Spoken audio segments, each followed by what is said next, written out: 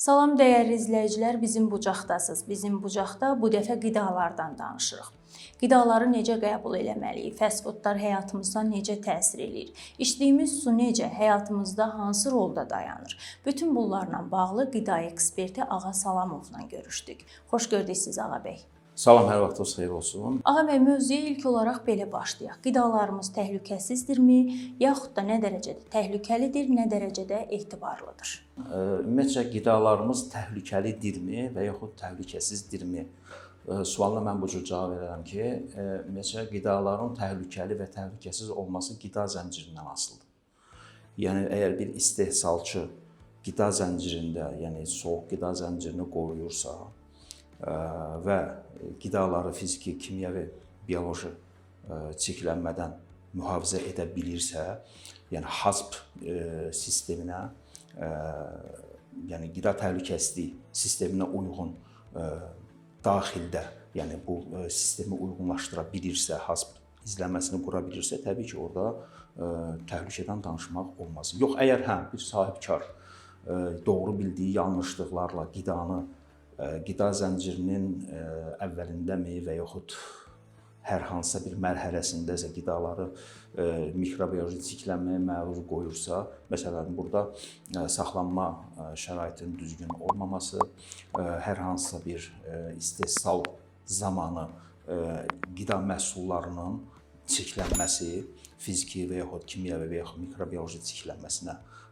gətirib çıxarırsa, təbii ki, qidalar da qida zəncirinin sonuna təhlükəli olaraq gəlib süfrəyə daxil olur. Bir çox mütəxəssislər, xüsusilə də həkimlər vurğulayır ki, marketlərdən heç nə almayın. Doğrudan da marketdə satılan bütün qidalar zərərlidirmi? Marketdə satılan qidaların hamısı təhlükəli deyil. Çünki vicdanlı sahibkarlar da var ki, hansı ki, onların da istehsal etdiyi məhsullar market rəflərində öz əksini tapırlar. Yəni, insanları qorxutmaq olmaz. Bu günləri 21-ci sənaye inqilabı əsridir və istehsallardan asılı qalmışıq. Yəni, bu dəqiqə hamı istehsal edir.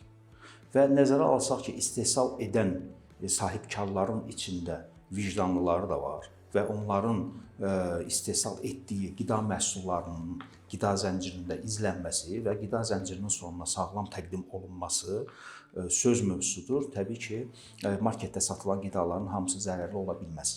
Ən çox narazılıq yaradan qidalardan biri də yağlardır. Bununla bağlı nə deyə bilərsiniz? Ən zərərsiz yağ hansıdır? Bəli, bu günləri yağlar daha çox söz mövzusu olur. Üzərində bitki yağı yazılır, amma hansı bitki yağından hazırlanması yazılmır.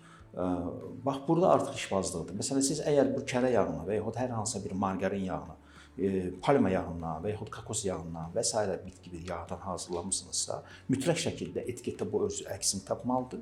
Yəni, orada ingrediyentlər bölümü var və siz bunu nədən hazırlayırsınızsa, içinə gedən hər bir kalkulyasiya nə daxildirsə, hamısı orada öz əksini tapmalıdır. Fransızlara bir sual verirlər ki, sizin mətbəxinizin sirri nədir? Deyirlər, kərə yağı. Deyir, başqa nə sirri var? Deyir, kərə yağıdır. Bizim mətbəxin ləzzətli olmasının kərə yağıdır. Deyir, başqa nə sirri var? Deyir, kərə yağı, kərə yağı, kərə yağı.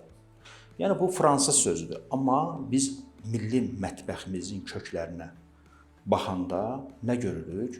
Quyruq yağı, kərə yağı, nehrə yağı, düzdür? Yəni, heyvan mənşəli yeməklər ki var, hansı ki, ət, toyuq, balıq və s. Bu məhsullar təbii ki, eyni zamanda yumurta da bura daxildir. Kərə yağında bişirilməlidir. Ət, quyruq yağında. Heyvan mənşəli qidalar, məhsullar heyvan mənşəli yağlarda bişirilməlidir. Təbii ki, bunu biz sac ediriksə, saca ən keyfiyyətli yağ hansıdır sac üçün? Quyruq yağı. Quyruq yağı təhlükəlidirmi? Deyil. İnsan orqanizmində olan temperaturda ərimə temperaturuna malikdirmi? Malikdir. Yəni, orada triqliserid olaraq damarlarda kireçlənirmi? Kireçlənmir. Düzdür, biz əgər quyruğu yandırıb, cızdağını çıxardıb yeyirsək, burada xərçəng hüceyrəsi əmələ gəlir. Yəni, deməli, bilirsiniz, yağı təhlükəli edən də istehlakçı özü ola bilər. Yəni, biz sağlam yağı ala bilərik, amma onu necə emal edirik, necə bişiririk? Bu da söz mövzusudur. Kərə yağı da bizim qədim mətbəximizdə var, nehrə yağı var. Düzdür? Yəni bizim bütün səhər yeməklərimizdə biz səhər-səhər yağ çörək yeyərdik. Və yaxud Fətirin arasında, Naxçıvan zonasında şor-kərə deyilən bir şey var. Yəni şor və kərə yağını lavaşa büküb yeyirlər. Yəni o vaxtki insanlar görürsünüz necə sağlam, necə gümrah, necə heç dişi ağrımazdı. Amma indi baxırsınız ki, insan gənclik yorğundur çünki faydasız qidalara daha çox üstünlük verilir o yüzden. Duru yağları necə? Yəni günəbaxandır, qarğıdalı yağlardır, bəzən onları çox qızartmalarda təhlükəli olduğunu deyirlər. Bəli, bilirsiniz, bax mən bir şey deyim sizə. Qızartma yağlara gəlincə, məsəl üçün biz bayaq dedik ki, heyvan mənşəli məhsullar heyvan mənşəli yağlarda bişməlidir. Yaxşı, bəs bitki mənşəli məhsullar nəydə bişməlidir? Təbii ki, bitki yağlarında bişməlidir. Ən yüksək temperatura dözümlü olan bitki yağı hansıdır? Zeytun yağıdır. Ki 250 dərəcəyə qədər o trans yağa çevrilir. Amma siz qarğıdalı yağını götürüb tavaya tökərsəniz, ora azca su əlavə etməsəz, yağı yandırsaz, orada siz onu trans yağa çevirmiş olursunuz ki, bu da təbii ki, insan orqanizmi üçün çox təhlükəli bir yağa çevrilir. Yəni insan yenə də deyirəm, texnoloji prosesdən çox şey asılıdır. Siz yağı belə deyim, yeməyi yağda pörtlədib yeyə bilərsiniz. Yəni su ilə sintez edib, yanmağının qarşısını alıb, məsələn tərəvəzləri blanş texnologiyası ilə belə deyək, qaynar suya salıb çıxardıb, buzun içinə qoyub, tam yağsız yeyə bilərsiniz və yaxud zeytun yağı üstünə töküb yeyə bilərsiniz yemək zamanı və yaxud siz tavaya töküb qızardan zaman onu yüksək temperaturda yağı trans yağa çevirib, içində olan karbohidratı da hansı ki kartofdur, brokolidir, gülkərəmdir, kökdür və s. bunları da yandıranda təbii ki burada da akrilamid, yəni xərçəng hüceyrəsi əmələ gəlir ki, bu da insan orqanizmi üçün zərərlidir. Buradan belə bir nəticəyə gəlmək olar ki, zərərli heç bir şey yoxdur. Onu zərərə çevirən insan əlidir. Ağa bəy, indi mətbəxdə hər kəs istifadə eləyir. Bu duru yağlardan istifadə eləyəndə hansı ki görür ki, onların ya qablardamı, ya digər tutaq ki, aspiratorun üstündəmi müəyyən müddətdən sonra bir yapışqanlıq hal hiss olunur. Bax bu nədəndir? Bax, bilirsiniz, mən bir şey deyim sizə. Ümumiyyətcə, ev şəraitində də belədir, ictimai yaşam müəssisələrində də belədir. Fritur, məsələn, aparatı var. Orada da bildiyimiz kimi dərin yağda nagez, kartof firi və s. kimi məhsullar pişir və bu yağ da buxar şəkli ilə qalxıb həmin o havalandırma sistemində oturur. Mütəmadi olaraq bəli, təmizlənməyən yağ ləkələri orada toparlanacaq, qalacaq. Yəni burada əgər yağ topaları qalırsa və köhnədən də qalıbsa, burada həmin o ictimai yaşam müəssisəsində yemək yeməyə dəyməz. Çünki o yağ mütəmadi olaraq həftədə 3 dəfə olmaqla mən deyərdim ki, hətta hər gün havalandırma sistemi təmizlənməlidir və bunun üçün də yağ çözücülər var, hansı ki D9 adı ilə tanınan bir yağ çözücüsü də var, nə firma adını demərəm ki, bu yağ çözücülər mütləq şəkildə istifadə olunmalıdır. Yağın harasa hopub qalması bu təbii bir prosesdir.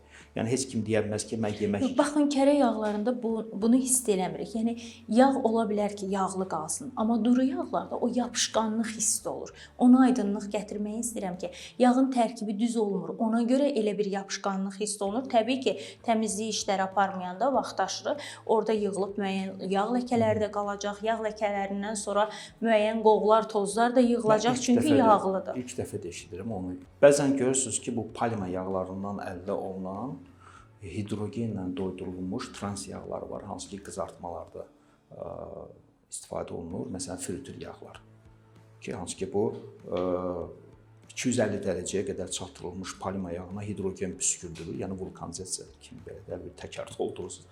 Ora yəni püskürdülür və doydurulur. Yəni doymuş, artıq duru yağı doydururlar. Doymuş bir kütlə əldə olunur ki, burada qatqı maddələri əlavə olunmaqla trans yağ əldə edilir. Yəni bəzən görürsünüz ki, bunu kərə yağı altında da satılır. Ona görə biz deyirik ki, etiketdə mütləq şəkildə hansı yağdan istifadə olunubsa, o yağın adı yazılmalıdır. Və bu yağların çoxusu qızartmalar üçün nəzərdə tutulur. Niyə? Çünki bu yağlar istiliyə dözümlü bir yağlardır. Ki, hansı ki, ictimai yaşam müəssisələrində bu dəqiqə geniş yayılıb və istifadə olunur. Təbii ki, bu yağları da istifadə elədikcə bu yağlardan qalxan qoxu və yağ buxarları, hansı ki o təbii olaraq havalandırma sisteminə də hopur, hətta insanın üstündə də saatlarla qalır. Görürsünüz ki, deyir, harasa gedəndə yağ verirsən. Yəni belə bir şeylər ortaya çıxır.